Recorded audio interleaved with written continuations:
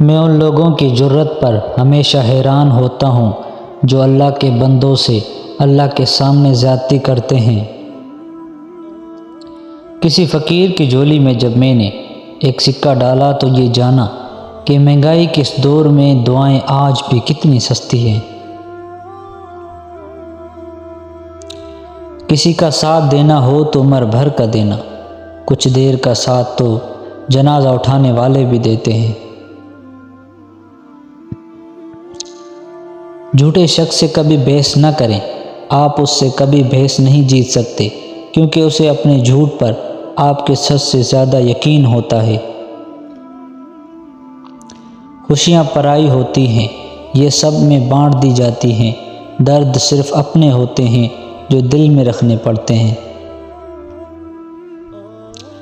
عقل کا غلط فیصلہ بھی جذبات کے صحیح فیصلوں سے بہتر ہوتا ہے۔ اپنی تکلیف لگے اور دوسروں کی تکلیف جب بہانہ لگے تو مبارک ہو، آپ منافق ہو گئے ہیں۔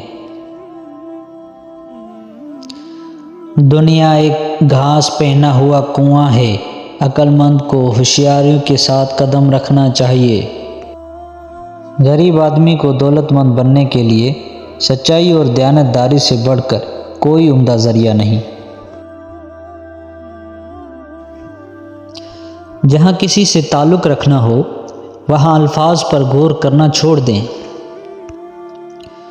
ضروری نہیں ہوتا کہ ہر ہنسی خوشی پوشیدہ ہو، کچھ کہہ کے اس لیے بھی اونچے لگانے پڑتے ہیں کہ غم کا شور کسی کو سنائی نہ دے۔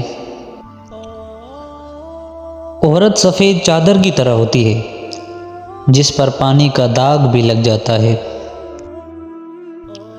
جب سے عورت نے مرد سے محبت کا معیار صرف دولت رکھ لیا، تب سے مرد نے دل کے اوپر جیب سجا لی اور دل ڈھانپ لیا۔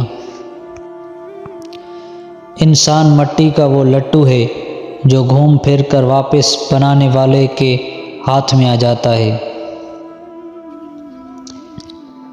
بے عزت انسان کی زندگی گندگی کے اس ڈھیر کے مانند ہے جہاں پر صرف جانور ہی کچھ تلاش کرتے دکھائی دیتے ہیں۔